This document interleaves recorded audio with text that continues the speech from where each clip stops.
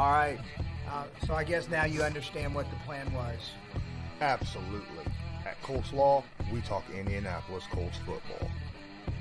We're going to stick to what we know, fundamentals and technique, 1% better every day.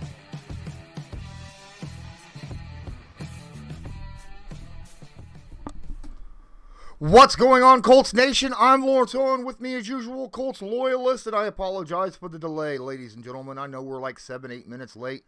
Alpha, Truett, Brandon in here waiting on us. I had to reset my router. You know, I've been having issues the last couple weeks, and it never dawned on me. Why don't I try resetting my router, see if things, So we're going to find out if that fixes anything. So I don't know those of you that was part of the Patreon stream last night, but boy, did we get off topic a lot. But that's okay. That's Oh, there was a topic? Right? All right. The topic was living life, right? What's going on, John Davis? But yeah, in all honesty, I had a blast. 2 hours sitting there just sitting and chatting with people. We did talk a little bit about football, but we also talked about a lot of other stuff as well. So, and we had a new guy jump in with us. Colts Fan 57 jumped in. It was really, really nice. Guys, if you want to be a part of all of that and you're not a member of our Patreon yet, that's right, I said our. That's me and Loyalist, because he gets paid too, right? Then you need to go check that out down here in the links in the description of the video. It's only $5 a month, man. And you're guaranteed at least one stream every week, maybe two if I do one of those live reaction streams like I'll probably do this Sunday with the Titans game. Pretty awesome. Toxic Tommy's in here. Rams, what's up? Appreciate you being in here as well. Here's the deal. You seen the thumbnail. There are a lot of Colts players and other people on the team that need to step up their game in order for the Colts to really have a shot at defeating the Tennessee Titans in Tennessee this week. Their first road game of the year for the Indianapolis Colts. Loyalists. From the thumbnail, Paris, Campbell, would you say he's one guy that really needs to be available and step up his game? Absolutely. I mean, we've been chomping at the bit now for a couple years to see this. You know what I mean? And I know the abdominal was something he struggled with in the past and stuff, but I'm hoping that he has experience enough with it to understand, what's right and what's not, and be able to work around. All right, so those of you that I just realized I took a drink of this and it looked like I was drinking beer. No, this is cream soda, ladies and gentlemen. I'm still not on the alcohol kick. All right, I just thought I'd change it up, get some cream soda rather than Mountain Dew this week. But I think Campbell, yes, he only had 2 passes attempted at him week 1. He couldn't play last week due to that abdominal injury. I had to say it really slow so I get the word right? Yep.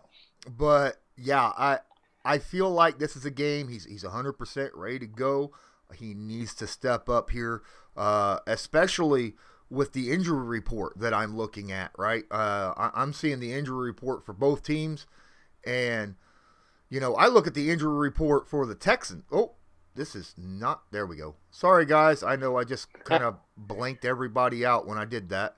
Didn't mean to. So for the Tennessee Titans, their injury report looks worse than the Colts, believe it or not, okay? Can you believe that? Well, the Colts, they've only got 2 guys out, 1 questionable, right? Glasgow is out with a concussion. Smith with a foot and thumb. Now there is a thumb attachment to that injury. Well, did he hurt his thumb trying to do pressure massage on the foot? I don't know. Yeah, that rehab would be some tough stuff. Right, and then of course Carson Wentz is questionable. We will get to that in a little bit. I think that questionable should be moved to doubtful personally, but it is what it is, and that's the only people that are on the Colts report that are questionable or worse. Everybody else looks like Carey, Leonard, Nelson, Fisher, Doyle, Blackman, Campbell, Rhodes, Pascal. Oh, thank you. They're all playing this week, which is awesome. But then you go to the Tennessee Titans. Bud Dupree is questionable. Their corner, Caleb Farley, is out of the game. Their tight end, Anthony Fursker, out of the game. Their outside linebacker, Derek Robertson, out of the game. So they've got more outs than what we do, believe it or not. Now, I have heard that Taylor Lewan, even though he is considered to be a full go, he does have a knee sprain, so that could be something that we need to be watching. And you can still practice on a bad injury, but it is what it is. John Davis says Hilton and Dio are still out. Those that are on the injury reserve do not make the list. You know, if you're on injury reserve or on the PUP, then you're not even technically part of the 53, so you don't make the injury report. Okay. And the only reason Glasgow made it was because the injury report came out before they made the move to put him on IR for 3 weeks and make room for Antoine Woods to come in. Exactly. Sure, cream soda with the no, it's not that. I promise you. No, I don't drink, man. I don't. I did when I was younger. I drink, obviously. I drink soda and water and juice and milk and things like that, but I don't. Alcohol is just not something I'm really into anymore. I don't have a problem with other people drinking it. It's just not something that I do. What's going on? I'm starting to see a link here, because I remember what it was like in the mid 80s and early 90s being a Colts fan. And you said you drank in the earlier years. So as they got better, your drinking went down. Is that what I'm hearing? Yeah, pretty much. That's it. Really, honestly, it was more the whole, I was young, there was peer pressure, all my friends were going to bars, that type of situation, so I was going with them. And then, of course, the party scene where all my friends were going to parties, and they were like, you got to come. And I'm like, all right. And then, I ended up getting hit with the, you take a shot, you take a shot, you take a shot, you take a shot. Ends up me taking a shot every time someone else takes a shot, and I was like, nope, you're really starting to hit me up on that one. So I'm done. I'm done with that scene. Period. End of story. Jack Crumbler says the whole stinking team needs to step up. Nah, man. In all honesty, I don't think the whole team needs to step up. I mean, Darius Leonard, he needs to step up a little bit, but to be fair, he's been dealing with that ankle injury. He wasn't even on the report earlier this week, the first day, and then they put him on there. I don't know why. I mentioned it. I was like, he's dealing with an ankle injury. They said he's dealing with an ankle injury, and he's not on the injury report. And then they put it up, And I was like, okay, yeah, that makes sense. They should, But DeForest Buckner's been playing his butt off, right? I think Grover Stewart's been playing his butt off out there. Rock Ya-Sin, he don't need to step up. He has stepped up. He's been playing his butt off out there. Zach Pascal, Michael Pittman Jr., those are guys that are out there really playing hard. Quentin Nelson, even with his injuries, have been out there playing really hard. Offensive line, though, yeah, there's a lot of guys that need to step up. Let's talk about our second team All-Pro, Pro Bowl center, Ryan Kelly, okay?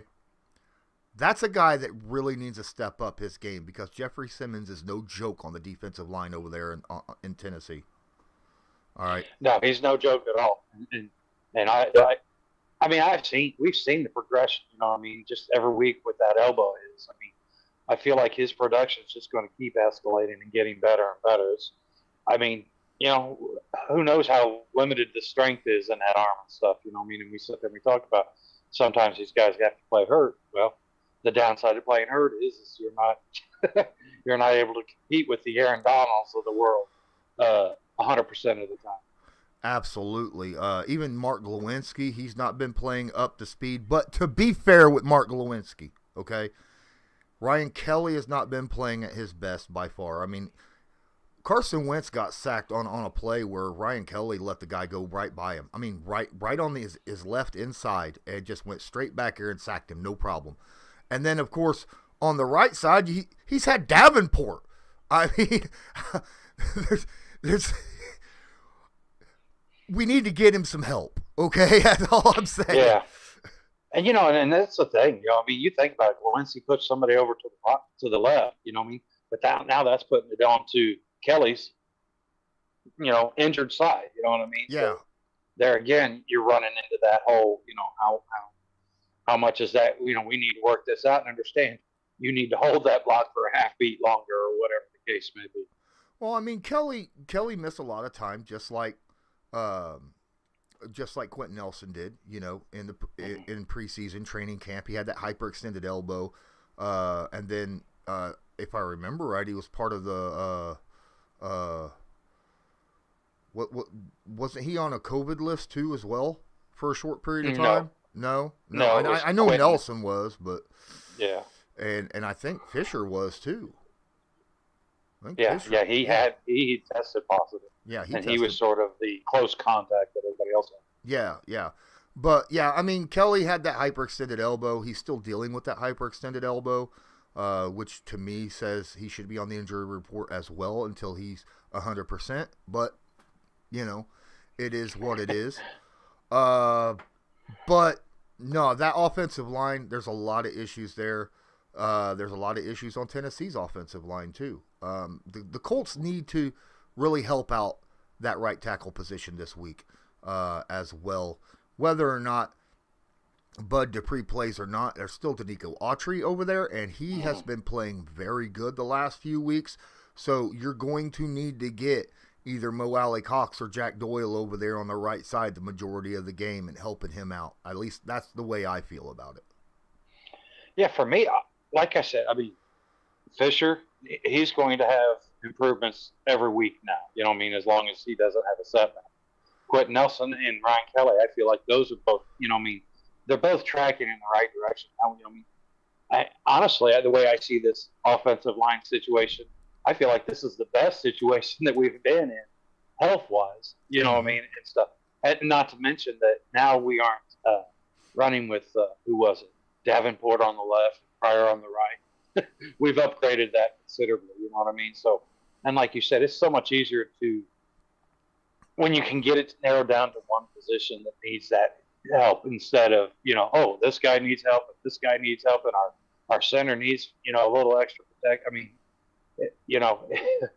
I could say that it's gone from a three-prong attack to now we have to focus on the right tackle and that right side of the line, which is a lot better than what we've seen over the past couple weeks. Yeah, I'm expecting Fisher to play 100% of the snaps this game. I mean, he played like 63 or something like that last game. It was just basically, hey, let's get your feet wet, right? Let's not over push it. Let's get your feet wet, see if you hold up. Apparently held up just fine. So you're right, and he played very well when he was in. So you're, in my opinion, you're dead on right. Davenport, Pryor. I don't care who plays right tackle. Maybe they upgrade Jack Doyle and drop him over there, or Zach Pascal's like, all right, I'll play right tackle. I've pancaked defensive ends before. Now it's a joke, obviously. Yes, he did, but the guy didn't. What it was a blindside block. But no. Yeah, only having one position to where we have to really focus in on that offensive line should help a ton. And the fact that, I mean, yes, the Titans have, Danico Autry, and they have Jeffrey Simmons.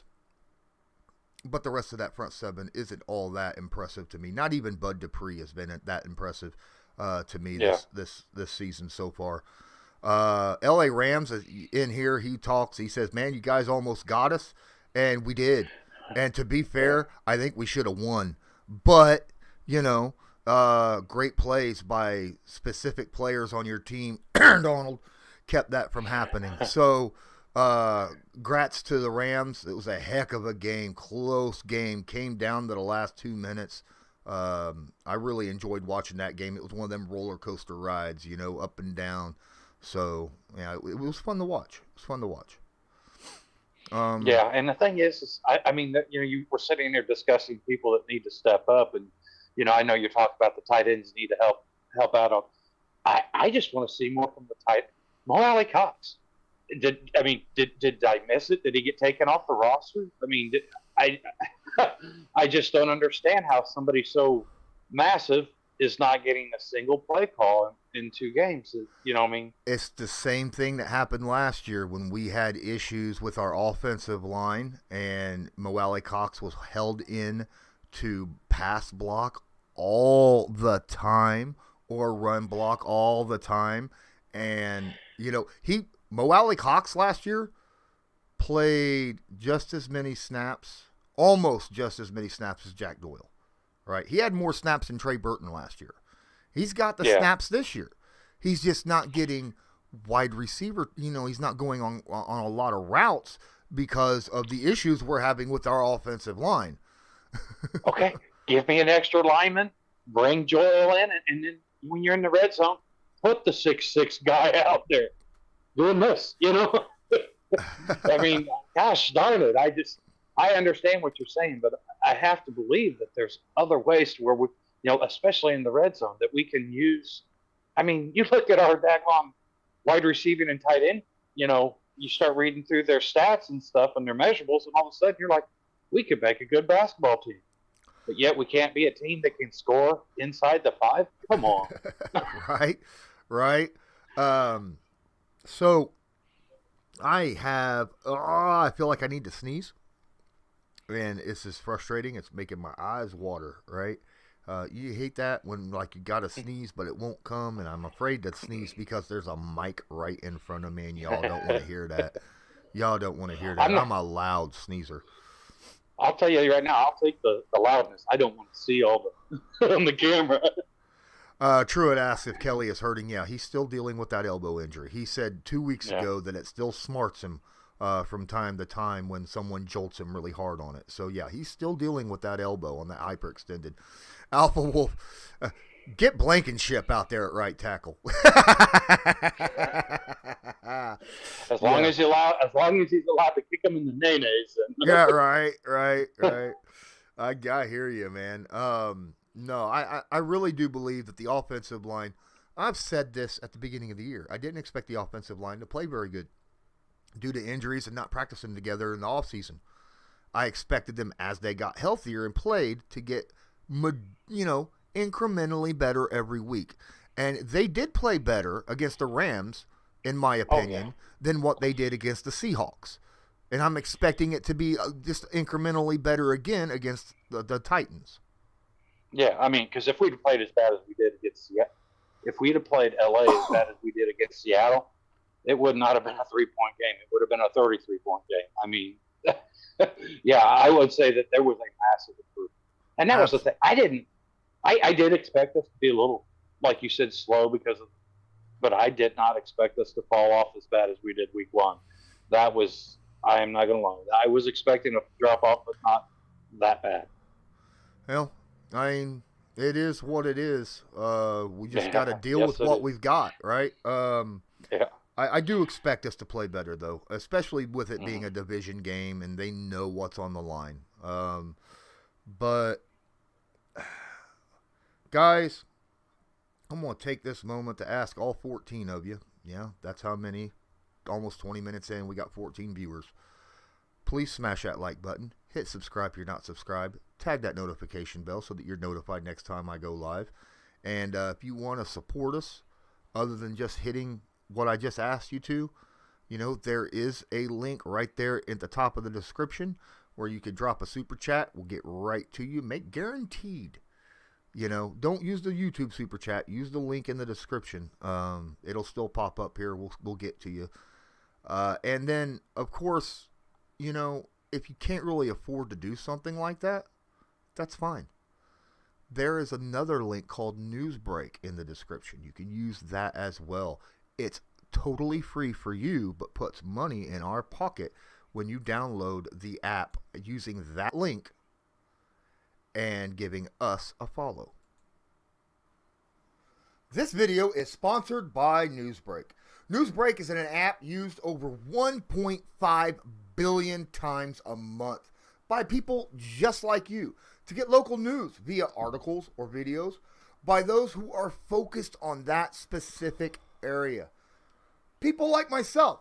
Just use the link in the description of this video to download it. Then search a city, state, or someone specific, like myself, Colts Law. Then make sure to follow them so you'll get all the news fresh as it comes out. When we get done with here, actually, I want to have Loyalist stick with me a little bit so we can record a couple uploads for Newsbreak, because we do Newsbreak specific, little quick hitters, 2 to 5 minutes max. You know, just go in, talk about one specific thing, and that's what it's about. And we'll drop those consistently every day of the week. So make sure you go check that out. And I'm telling you what, guys, Law has made an art of this thing. It is not easy to get this guy to talk in short clips. Me neither. But I mean, that's what they ask us to do, so I'm going to do it. Yep. You know, because we get paid. Alpha, who's starting at quarterback if Wentz can't go? Are we really thinking both? No, I am.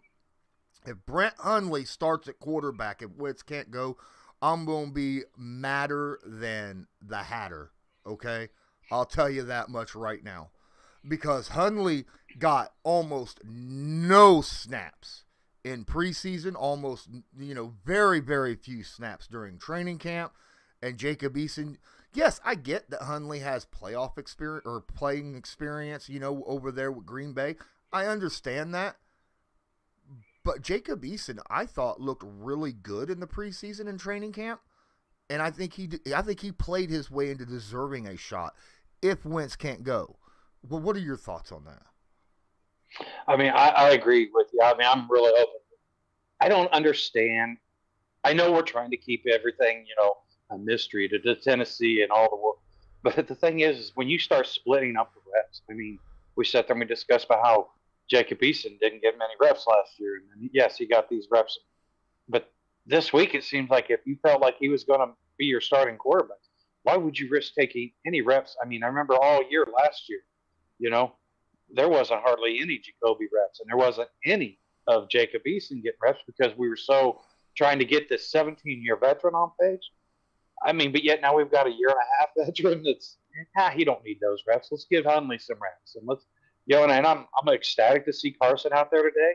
But, I hope he starts because, like I said, I feel like you take those reps away from Easton. Okay. And are we trying to protect Easton or are we not? What's going on here? I just don't understand what's happening there on the practice field this week at all. In all honesty, I think there's a little bit of everything playing here, and I think this is a magician's trick by the Indianapolis Colts. Joe Thornburg. Look over here. Yes. Joe Thornburg just pops in here and says because Easton threw that pick, effectively ending the game last Sunday. And everybody knows that was the toughest position you could put any young quarterback in that's never had a snap in an NFL game, right?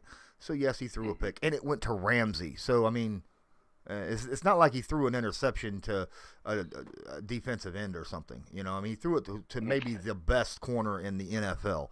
And he only had 5 plays. But I got a weird feeling that the Colts might be using what happened there with that pick and how that ended, making media and other teams think that they're not comfortable with Easton.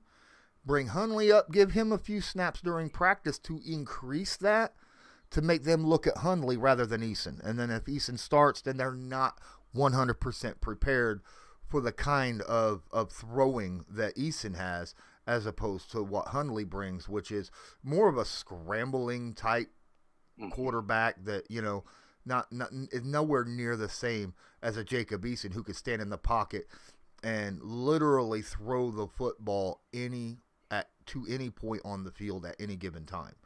It's just the problem is he's young, so that's an issue. See, and like I said, if now this is hypothetically Carson, wakes up in the morning and says, "Oh man, I shouldn't have done that," has to sit out this week. I'm all for it. Easton has earned the right. I mean, he had to compete against, Ellinger and everything, all, training. I mean, And like you said, but I do like the idea of possibly making some small package of plays, sort of similar to what they did last year with Jacoby for Hundley.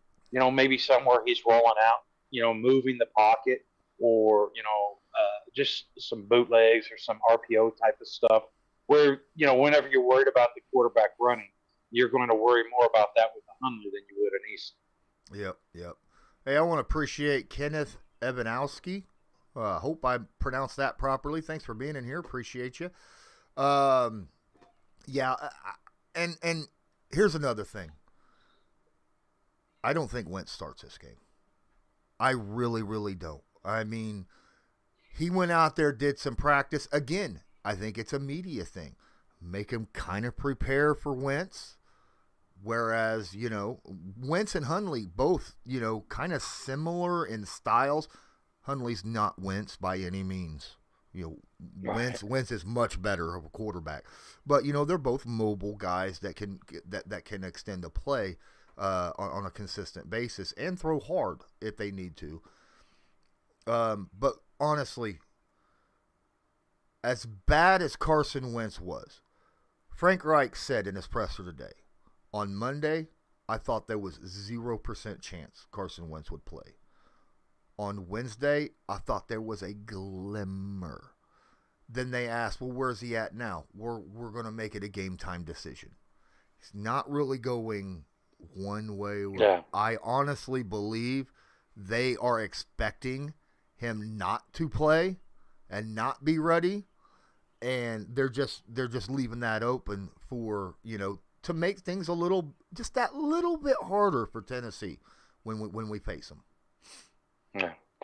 I don't know. Like I said, and the thing is we're sitting here. I was asked earlier in the week, by Pan Am football. He asked me, he says, so what do you think? You think Carson? And I was like, very slim to none chance of him.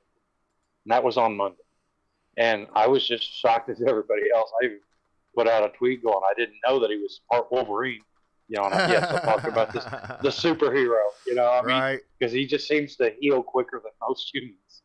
But there again, I love the thought of him being out there this week. If he can make it and they feel like there's no risk of damage in that thing, let's do it. But there again, like you said, it's that injury, and I know we don't understand all the particulars and stuff, but I've had bad ankles. You've had bad ankles. Those things just, and I know we don't have the treatment, so I don't know exactly. What in the heck did that kitchen sink have that they threw at? You know what I mean? How is it that he's even practicing? Is my question. Now here's something for you. Little bit of knowledge that you guys might not realize. The opponents in 2 games so far have scored 9 touchdowns in 2 games against this Tennessee defense. 9 touchdowns. They're giving up an average of 34 points a game, okay? And they've given up 23 first downs through the air. Again, the Titans have to these 2 teams. That's huge.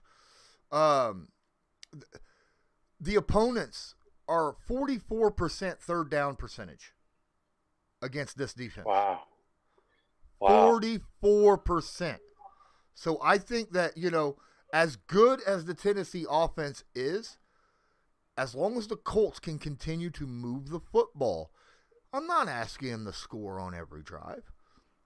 Just get first downs. Don't have 3 and outs, right? Move the ball a little bit. Keep our defense, off the field.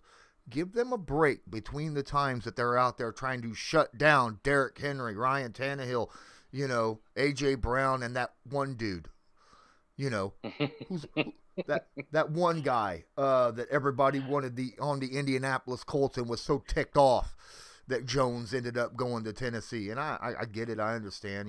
He's a big dude and, definitely a number 1 on most teams. Yeah. Has an all-pro wide receiver, will get a jacket at some point, right? But no, this defense is not the best by any stretch of the imagination for the Tennessee Titans. So I honestly believe that the Colts can move the football against them. It's just they need to move it consistently. I feel like the Colts will need to score at least 28 to beat the Titans because of how good that offense really is. Because that offense has been putting up a lot of points this year against, teams. So yeah. The Colts need to score at least 28 to beat them, and I think they can. And I think they can with Easton as long as they're playing it safe and we don't turn the football over. Yeah, and more to that, I mean, I love the thought of, like you said, this offense, this is where our not having the over the top with TY and stuff may come into play because now we are more, let's, get the 7 to 12 play drives. And like you said, let's keep Derrick Henry's damage that he's putting on our defense to a minimum. Let's keep, that awesome offensive, threat that they have in their passing game, keep them at bay. I mean, and the thing is I honestly feel like we have it. I feel like we have the advantage of coaching. I still feel like we have the advantage of the offensive line. I believe in this defensive line. I mean, I know there's a lot of questions, but I just feel like we have too many advantages to sit there and go into this game thinking that, oh no, we're already on 3 in the year's over. And I just hear so many people that are of that mindset. I mean, I don't know if they realize. Do you realize if we win this game, if the Colts go out and win this game, the Texans lose their game, boom, all of a sudden we're in the lead of the division. Okay. Yes, exactly. Lead because we have the win over, but still we're tied or in the lead, however you want to look at it. Texans already lost their game. Hmm? Texans lost their game. They were on Thursday Night Football yesterday. That's right. Yeah, that's right. And then I even watched that game. But my point is we'll be tied with Tennessee, okay, but we'll have the tiebreaker on it. And what I mean? So I don't understand how we're already finished week 2. We lost to 2 very good offensive teams, and one of them having arguably the best defense. And how is it we lost by 3 points in that game? But yet everybody's still, their cup isn't even half empty. Their cup, and I don't want to tell people how to be a fan. I mean, to each their own. But I'm telling you right now, you're not going to get that from me because I just don't see it that way in any way, shape, or form. I mean, yeah, this isn't ideally how we wanted this year to go. But what year is? The thing is whenever this thing's all said and done and we're in the playoffs and stuff, and we're going to look back and we're going to be like, oh, we already overcame that. Oh, yeah, we already overcame it. So, I mean, by the time, we sit there and we say we want these teams going into the playoffs being road tough and had a year with ups and downs. Check. We got that covered. We've had our downs. And you're right. You know how many people I have seen on Twitter say the Colts just need to tank? Just tank now because the season is over. And I just want to reach through my TV and slap them. It's 2 games. Come on. Remember when we went 1-5 and then they bring up, well, we had Andrew Luck. We have Carson Wentz. We have a better team now overall. Exactly. Than what Luck had back when we were started off 1-5 and ended up going to the playoffs. So don't give up hope. Don't give up hope until now. We start off 0-5. That's not a good sign. And I get it. We're going up against 5 teams the first 5 weeks that all had 10 or more wins last year. I understand that, but we need to at least win 1 or 2 of the next 3 games. I do feel that way. Yeah. Justin Gugel in here. He says, I wouldn't be surprised if Carson plays. No one from the Colts ever said it was a high ankle sprain. It was just speculated. I'll tell you what. I watched slow-mo probably 30 times him roll over on that Aaron Donald play. That is a high ankle sprain. All right. They're not going to say it is, but it is. All right. You could see where his ankle rolled in. That is high. There's only 2 ways you could do that. And if your ankle rolls inward, that is a high ankle sprain. And that's how his foot rolled. So now his other foot, I don't know which play exactly it was that it happened on. Okay. I don't remember them saying it. I think they did say at one point, but I never went back and looked. And they also said it was the lesser of the two sprains. So, Fuzzy Whistler, appreciate you being in here. Thank you. Kenneth Ebanowski in here dropping some super chats in the YouTube. Appreciate you. It will be popping up right beside Loyalist any moment, but I'm going to go ahead and ask it. Says, has Brett Hundley been elevated from the practice squad? And there it is, popping right up there. And when Sam Ellinger comes off IR, would they hold 4 quarterbacks on the active roster? Question mark. Seems crazy. First off, no, Brett Hundley is still on the practice squad. He is not on the 53, even to this point, which, kind of makes me wonder. Well, now that goes and reinforces back with the keeping the mystery of things. You know what I mean? So exactly. If they're going to make that decision, they're going to do that, tomorrow. Saturday sometime. Yeah, tomorrow. As for Sam Ellinger, 4 quarterbacks, I don't see us having 4 quarterbacks on the roster. 3, yes. 4, I just don't see it. I really don't. And to be fair, Brett Hundley can be that same guy that Philip Walker goes a couple years back, where he went on and off practice squad 10 times in a season. 10 times, okay? I see that happening with Brett Hundley. Now, you get paid. You get paid active roster for that period of time, so you get a bump every time that happens pay-wise. So Brett wouldn't be too upset with it. I'll guarantee that. Justin says, watching the replay, it looks like that thing should have been broken, to be fair. Yeah, probably. Somewhere at the hip. It was pretty, yeah. It looked like his leg should have just came off, right? I mean, it looked nasty. I seen that. I don't know if you watched my live reaction to the game that I did, posted on YouTube, but I had that, and I was just like, it was bad. It was bad watching it. That when it officially happened, I was like, oh man, he ain't coming back.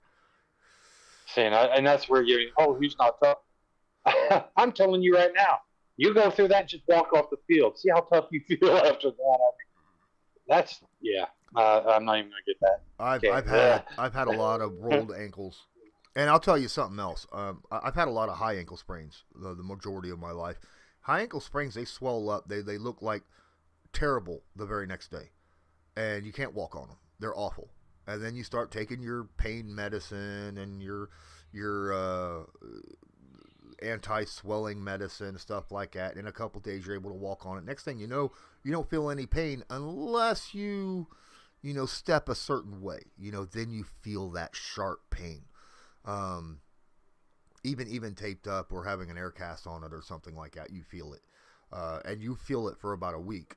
But it will get to the point, like right now, and then next day and the next day, you'll think that you could play on it. You really will think that. But there is a way you could test it to see if the tendons will be able to hold or not. Okay, that's the good thing. So I don't think that the Colts medical staff will release him to play Sunday at the game unless he passes those little tests. I feel that. Even if he's like, no, man, I feel great. I'm good to go. I don't think because that's a situation where a high ankle sprain can get worse. I know that Frank Reich said, well, I don't know about getting worse, but you can re-injure.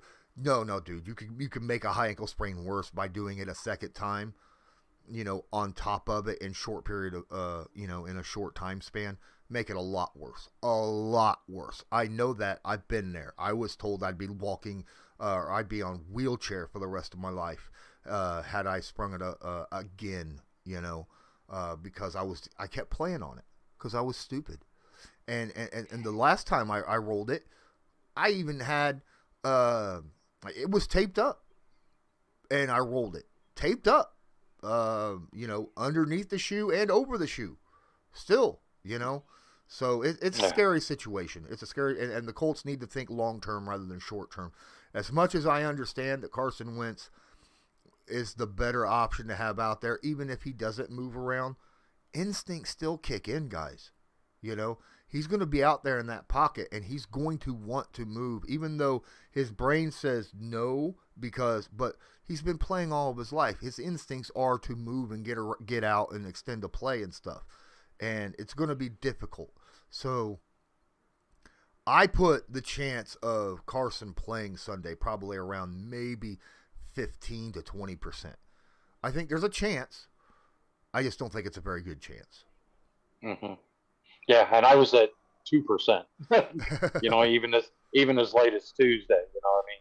Uh-huh. And stuff. I just really didn't feel like there was hardly any chance. So the fact that, I mean, and like you said, the Colts, they're always going to err on the side of caution. I mean, even whenever they sat there and had the bone removal parade, you know what I mean? They sat there and told us 5, but they gave us that 12-week just to, you know, just in case, you know what I mean? And this is the type of injury that, like you said, you know, this is one that can get re-aggravated or flare back up. And quite honestly, I don't imagine the Colts, as important as this one game is, you know, they would much rather miss Carson for maybe one more week or whatever, and then versus the risk of missing for, like you said, 4 or 5 weeks. Guys, it's starting to become autumn out there. It's a little bit of chill in the air now that the rain has passed, for those of us that live in mid and eastern United States. I don't know where all of you live, but it is starting to get a little chilly here in the northern hemisphere. So don't forget, I have some great merchandise, hoodies that are absolutely warm and awesome. Look at that. He's even got a hat, right? Go check it out. The description is in right down here again, right in the description there. Got a lot of great stuff. I'm gonna go check it out and see if there's any other stuff that I can add as well. Make sure to check out the Colts Law merch shop. The link is in the description of this video. There are a ton of high quality, reasonably priced items there that you can choose from. And all you got to do is just click one button and you can go and check out all these great merchandise items. Wentz season says that she says Hilton played on a low and high and had to run. I don't know, depending on the grade, I could see it being easier for a quarterback. Not necessarily. First off, remember when Hilton did play with the low and high ankle sprain? He was not playing very well. He was more of a decoy than anything, right? Decoy, yeah. That's what he was. And as for a quarterback, you got to remember, you have a plant foot, which means you're moving back and planting every time and pushing off, you know, of your foot. And that's the foot he's planting and stuff. So, you know, be very careful with something like that. I wouldn't say it's easier for a quarterback. I wouldn't say it's easier for anybody because you're still playing a sport. You're still moving around, right? So when you're running and moving around constantly, you know what your foot is able to handle. I will say that, you know, and while you're moving, you know, you can't plant hard on that foot. So you take a wide turn. But when you're inside there and you've got 10 to 12 300-plus pound bodies, you know, just falling around you and trying to crash into you, that worries the heck out of me. You know what I mean? And not to mention, I mean, you know, the quarterback's always going to roll to the side that's, you know, that's breaking down. Well, that's the right side of our offensive line more than likely. You know what I mean? Now that pushes him if he has to cut upfield. There again, now he's having to plant that right leg and push off and then get going north and south. So, yeah, I mean, Carson doesn't play like our last quarterback did. You know what I mean? He's much more of a, hey, I can get this 12 or 13 yards with these, you know, sore legs. Yeah, exactly. No, he didn't. When he had those ankles on that season, and we ended up playing Buffalo that year, if I remember right, and lost. Was it Buffalo that we played and lost? Or was it the Titans? I can't remember what game that was. Oh, 2 years ago. It wasn't Buffalo because that was a snow game. Yeah. No. He didn't play worth a darn. He played well like the first couple weeks on one bad ankle. Once he rolled that second ankle, he was done. He didn't have hardly anything the rest of the and the playoffs. It wasn't good at all. At least that's my memory of it. I'll go back and look, but anyhow, please smash that like button. I mean, I could be wrong. You never know. But I remember him being out there as a decoy and not getting almost any targets for the majority of the time that he was out there. But we'll see. Who else do you think needs to be doing some improvement? And I guess I would like to get your take on. Kwity Paye. There's been a lot of okay. Go ahead. Kwity Paye needs to step up. Kwity Paye needs to step up, not necessarily because of. I mean, first off, if Taylor Lewan plays, he needs to take advantage of that bum knee that he's got, right? Which means he's going to have to deal. He's going to have to utilize that speed bend move that he has, because that's going to put a lot of pressure on that knee, and then turn that speed rush into speed power, right? Which would put even more pressure on that knee. Now, I'm not a guy that goes out there and says, you know, we want to injure somebody. I don't want to see anyone get hurt, okay? But I take advantage of a person's weak spot that they have at that point. I mean, you got to. You know, DeQuell Jackson said so, you know, in the one that we had earlier this week. He's like, you know, if you know somebody's got an injury, then you're going to lean on that injury and use it to your advantage. Every player in the NFL will. Kwity Paye needs to do that exact same thing. And hopefully... Heck yeah, they've been doing that to us for the last couple of weeks, so it's our turn to get a little payback. Exactly, yeah. But that's the other guy that I think really needs to step up. Who was somebody you was thinking? And I know this, you know, I think Coach Wright has to step up. I have no problem with him going for it on fourth and short, you know what I mean, on that first series and stuff. But where I want to see him step up is in the type of plays that he's calling in these positions. You know what I mean? I think that he's going to look better this week just because of all the factors that we've been discussing. The offensive line's going to play better. You know? Now we have more of a one in problem versus having to worry about the entire offensive line and stuff. But I still think that he could have done certain, like I said last night, you know, that final fourth down play that he had where Carson rolls out and he turns around and all of a sudden he's got somebody in the space.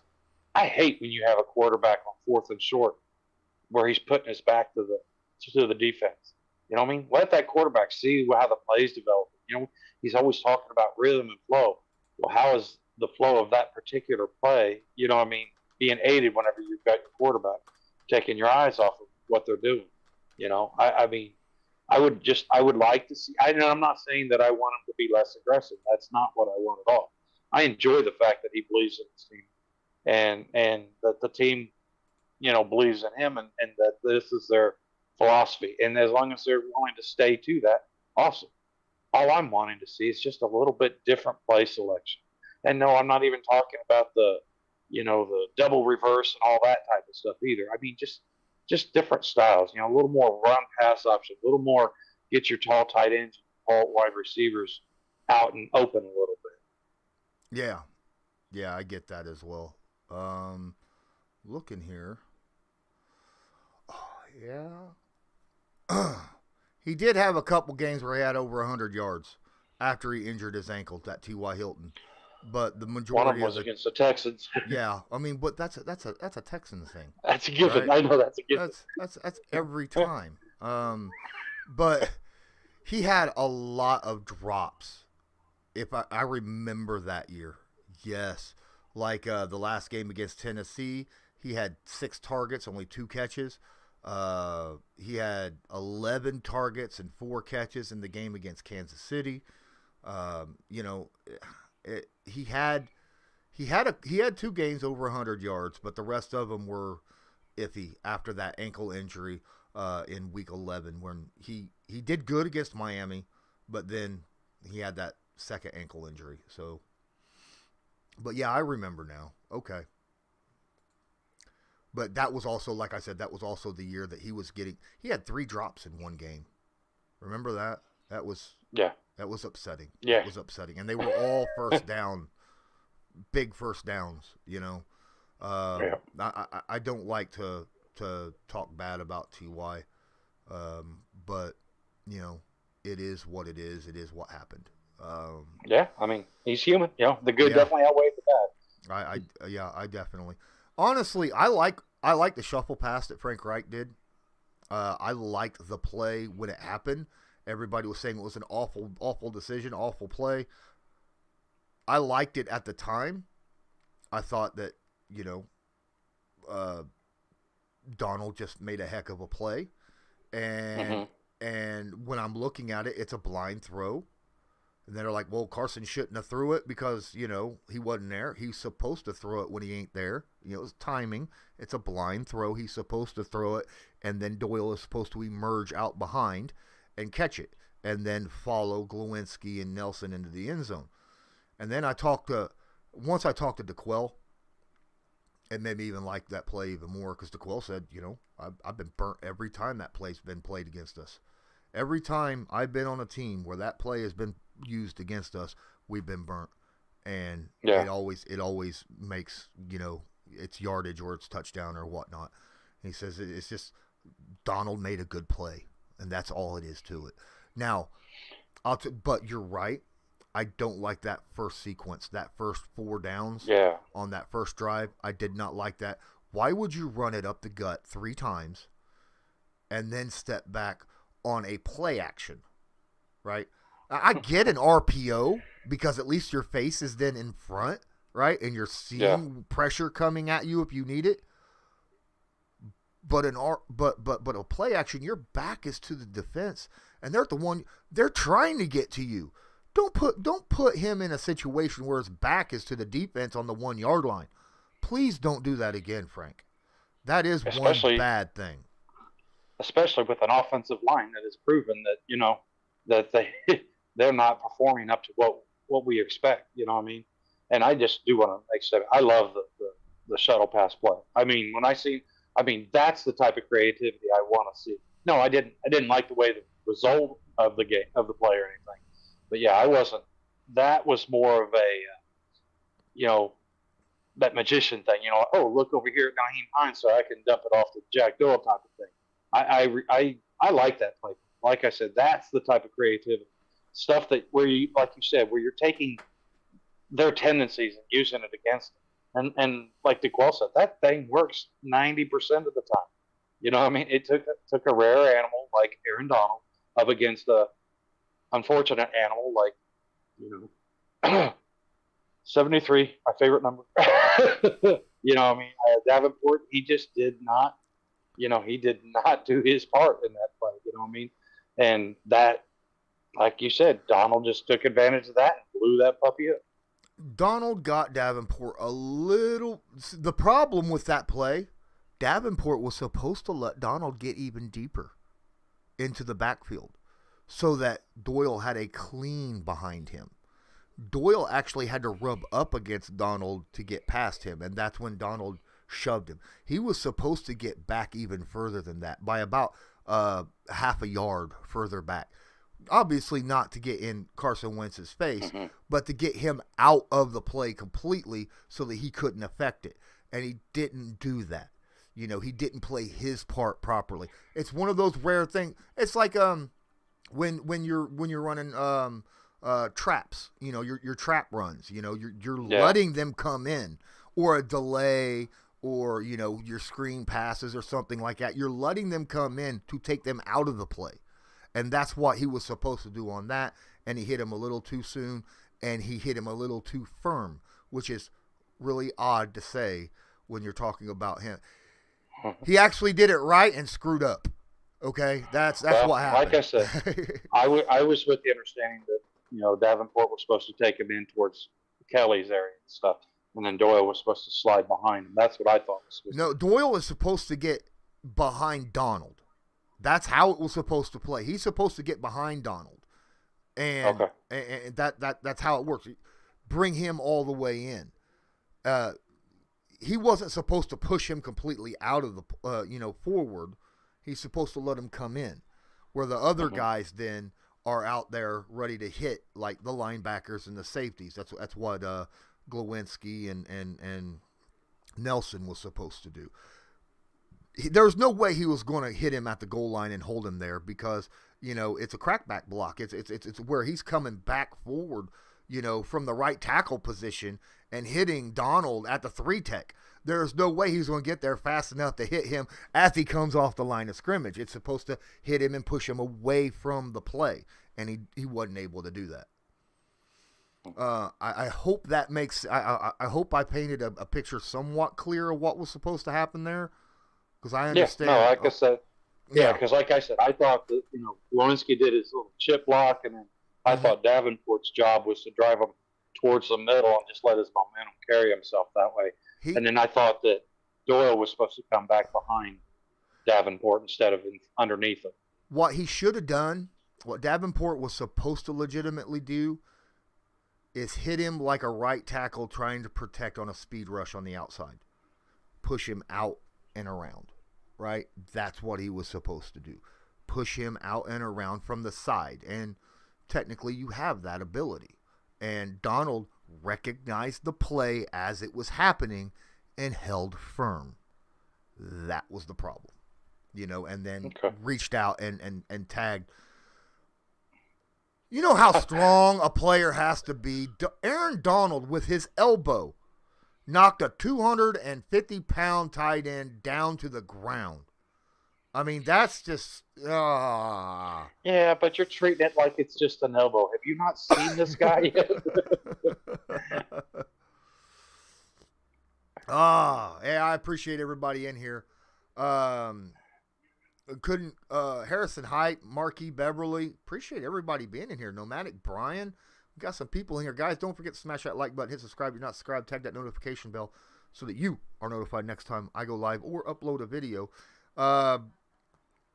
Harrison says, couldn't Frank put Chris Reed at left or right tackle opposed to watching another week of Davenport getting abused? Well, first off, he's not going to go left tackle because that's Fisher's spot now. I think he's got that settled in and good to go. At right tackle, there's a reason why guards are guards and only very few people play tackle. Because, short arms. Yeah. All right. They don't have the ability with those short arms that you're talking about to compensate against guys when they run speed rushes and then change up, right? Mm-hmm. It's a scary situation. Should we go out and get somebody else better than Davenport to back up Braden Smith and Eric Fisher? Abso-freaking-lutely. Who though? we already have one of the top two most expensive offensive lines in the NFL. I wouldn't mind seeing Pryor get a little more effort, a little more time into it. You know what I mean? Davenport has taken me on a roller coaster from. I heard that we were getting him. I was like, he was third on my list, and then he turned around and had training camp and everything, and I seen how bad Tevy looked and everything, and the other guy, Holden, and then I was just like, okay, he made me a believer. And then he turned around and freaking made me hate it ever since. It's like, I'm fine with not seeing Davenport on the offensive line anymore. But let's give Pryor a little more run. Let's give Will Fries a shot. He played some right tackle at Penn State. I'm just saying, I understand that, the options out there, but I am really to the point, if we know that it's going to be a weak spot, let's at least see if we can find an answer for later on down the know what I mean? I hope Fries shoot, turns out to be a good guy, but as a rookie in camp, he was getting killed by at guard, getting killed by our third and fourth string guys. Okay, granted, it was because he's new. He is a late round pick, and something that we're hoping will come. I would not want to put him on an island out there and on a tackle right now. It's just that would completely it could scar him mentally for the rest of his career. Okay, that's the way I see that part. All right. Yeah. All right. How about this? We'll split the difference with me and Harrison. How about we put Reed at left guard, take Nelson to right tackle, and at least that way we know that things aren't totally. I mean, because I've got to believe that Nelson would be able to do better at right tackle than any of them guys have performed up to date. I mean, even more than Braden Smith, which I'm hoping that was just injury related. You know what I mean? And Reed has proved that he's capable at the left guard. Not ideal. I mean, I know you're weakening one spot to strengthen another. I understand that. But right now, I mean, with our quarterback situation, whether it's Carson, who's not going to be 100%, or whatever. In this game, I would not move Quentin Nelson. We just got done talking about Jeffrey Simmons. I do not want Reed against Simmons, okay?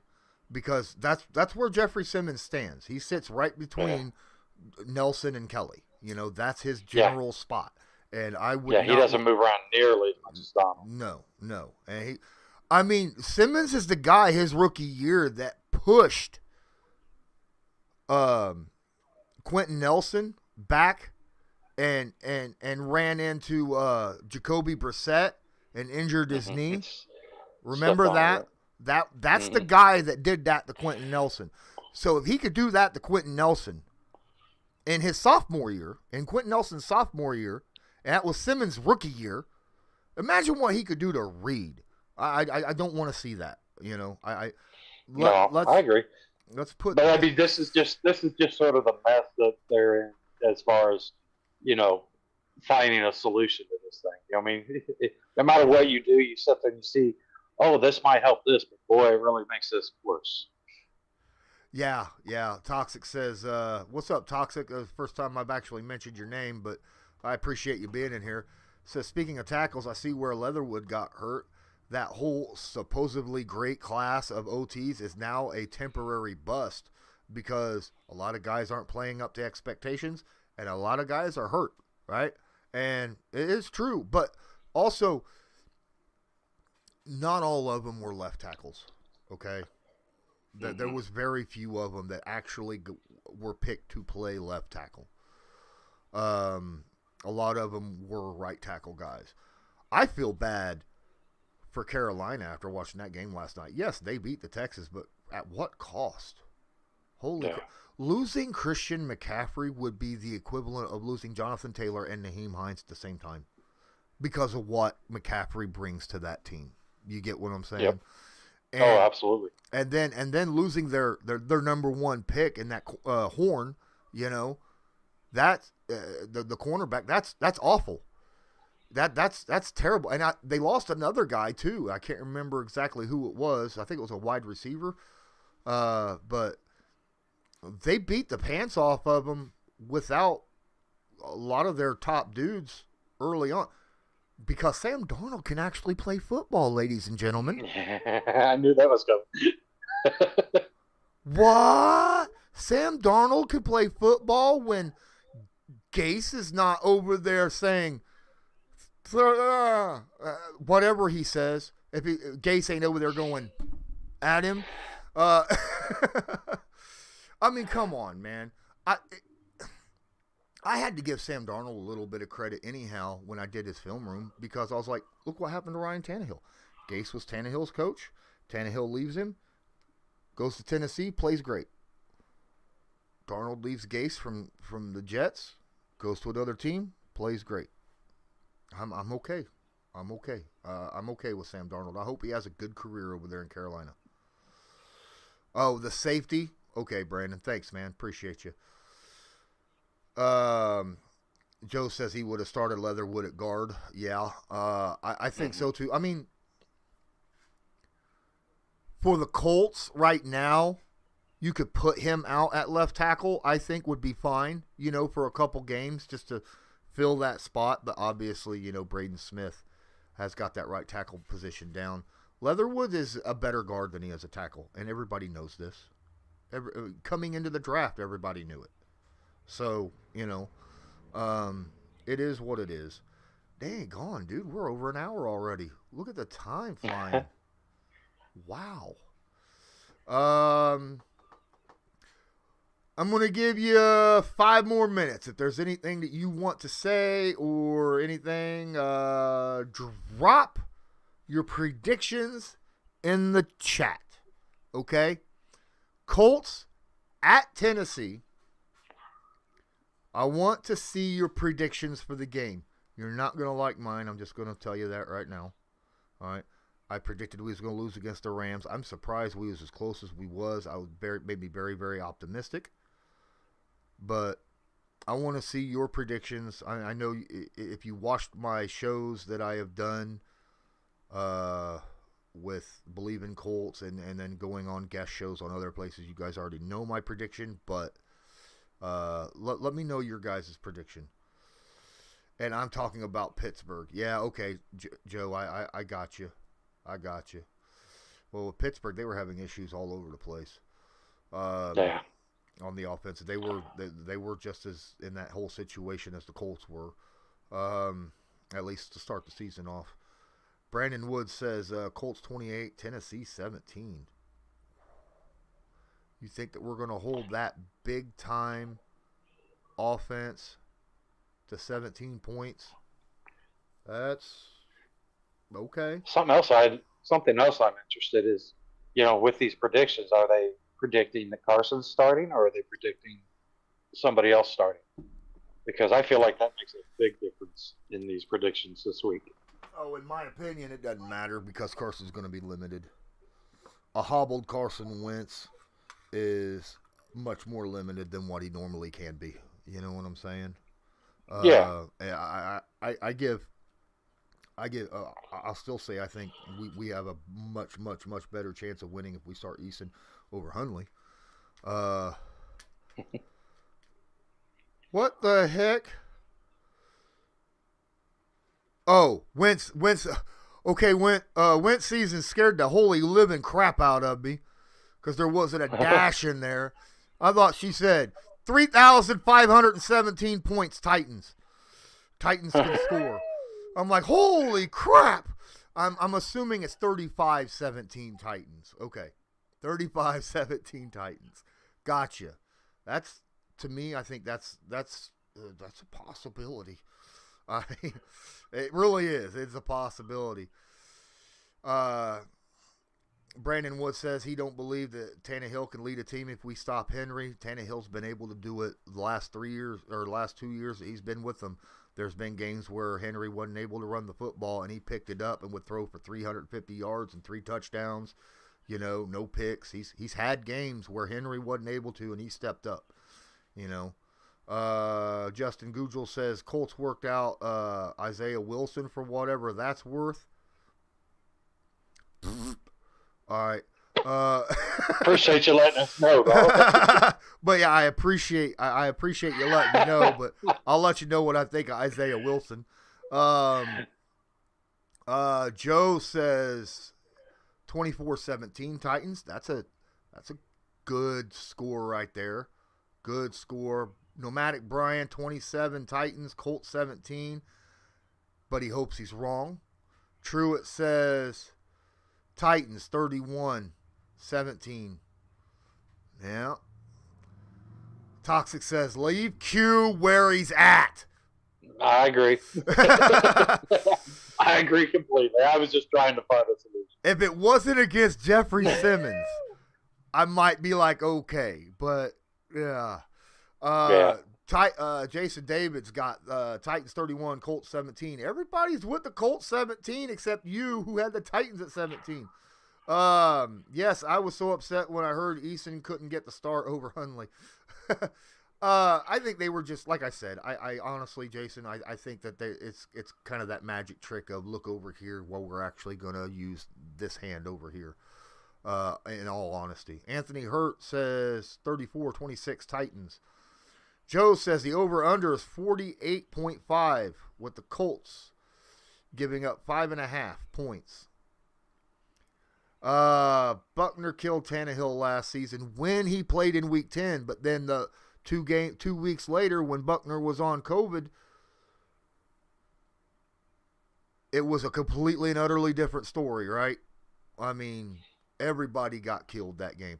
And let's be fair. Yes, we kind of stopped Henry in Week 10. He didn't have 150-some yards like he did in Week 12. But we won. That game got turned around on a block punt. Right? That was a block punt touchdown that the Colts got against Tennessee. And that's when that game, because it was close right up until then. So I think if our defense can hold Derek to, 25 or 30 rushes for just over $1, I'm for that. You know what I mean? Because the more time that he's running that ball, the less time that we're going to be able, like you said, get chewed up by Tannehill and his new toy over there, and Julio, and also Brown.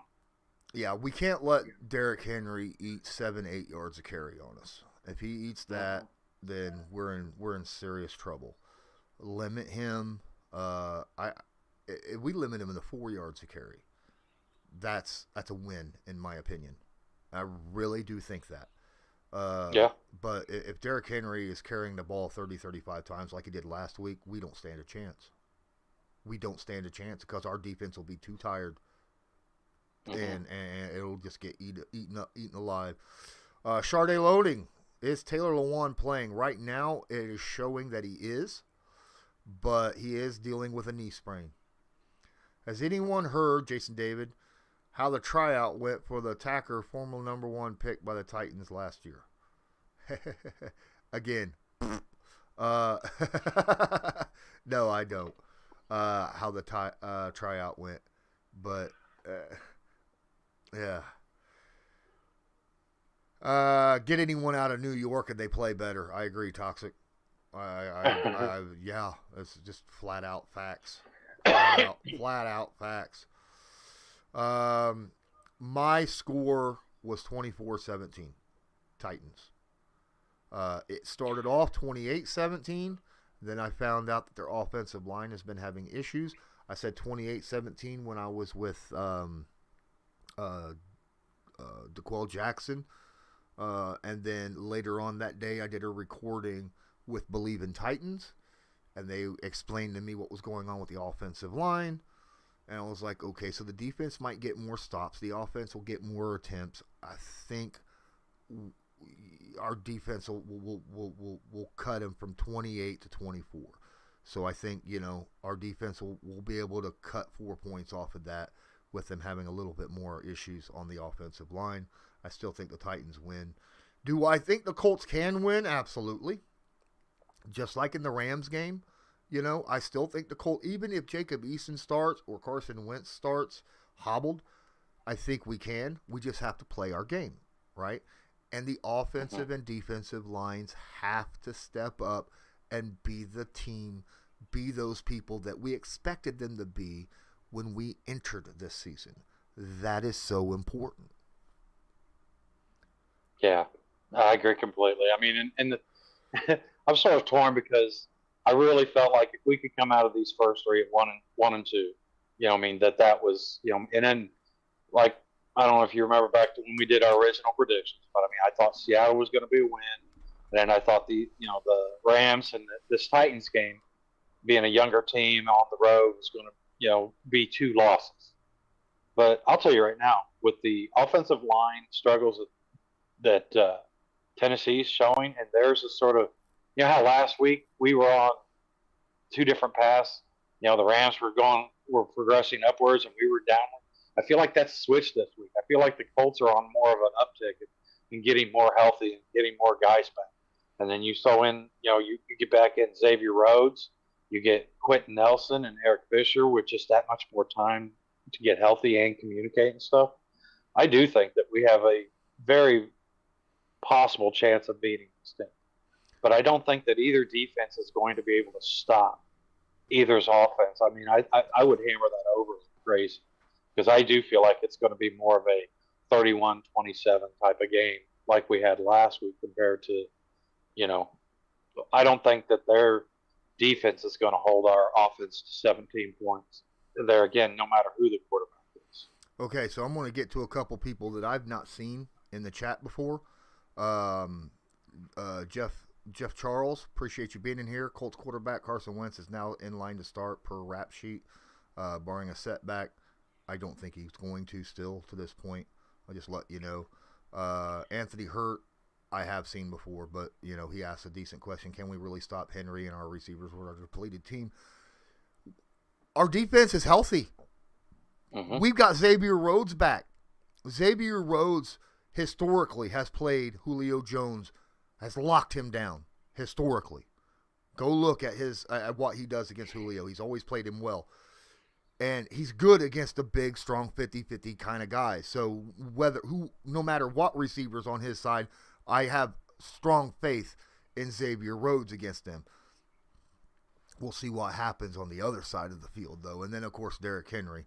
But I get what you're saying. Now, Alex Medina says, hey, guys, I own Jonathan Taylor in fantasy, and I need Colts fans' insight. Do I start Jonathan Taylor if Carson plays?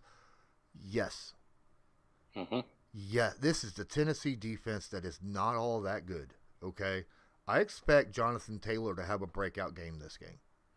All right, the last 2 weeks. Last week, he played against the number one defense in the NFL. The week before, he played against a team that was actually better than we thought. They played, plus our offensive line was all kind of sorts out of whack. I honestly believe that Jonathan Taylor will have a much better game this week. I think he gets in and around 100 yards rushing and maybe 2 touchdowns. That's what I'm thinking of. Just let you know. And I just want to make a comment real quick about our defense. Daggone it, they owe a particular teammate of theirs to come out and have a good game because Rocky Sin has played 2 really good games, but unfortunately because of the outcome and on all the bad news that's been coming out, that's something that's been getting overlooked. So I expect Xavier Rhodes to come back in, Kenny Moore to get back in. Both of these guys stick up for their fellow teammate in Rocky Sin and let that be the story this week about how good he played. And let's finally get to give that guy a little bit of love because it seems like every time he does bad, everybody's all over him.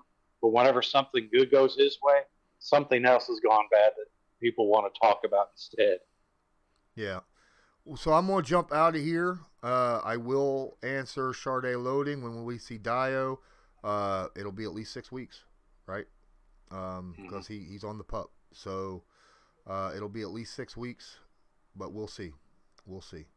Guys, I appreciate each and every one of you. Please smash that like button.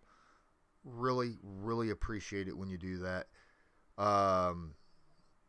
Let's not forget, hit subscribe if you're not subscribed, tag that notification bell. Don't forget about the Patreon, guys. If you're not a member of Patreon, go check it out. There's a bunch of stuff on there you could watch that isn't anywhere else because I do only Patreon stuff. Just like this Sunday, only Patreon supporters at $5 a month. That ain't jack. $5 a month will get you to watch all this stuff that I do for Patreon, including this Sunday when I do most likely a live game reaction to this Sunday's game. So pretty sure I'm going to do it, barring a setback or injury. But appreciate each and every one of you. Thanks again, Loyalists, for being here. I'm glad you took an hour and a half out of your day to come up and chat with us.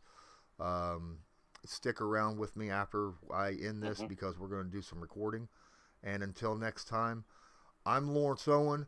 That's Colts Loyalist. And until next time, have a good one.